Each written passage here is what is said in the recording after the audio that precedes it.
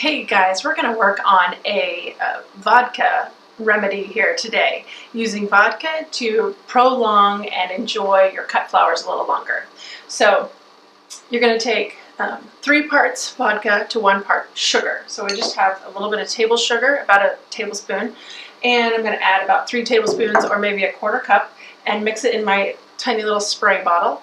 And then the sugar vodka mixture I will spritz on my flowers every other day to prolong and enjoy the cut flowers a little longer. And the reason is that the vodka helps to slow down the production, the ethylene production, and that's ethylene that makes the flowers just slowly, decompose and die off, and so, it makes them mature, and so we want to slow that production down in order to be able to enjoy the cut flowers a little longer. So try vodka, mix 3 parts to 1, a little bit of sugar with your vodka, and spritz it on every other day.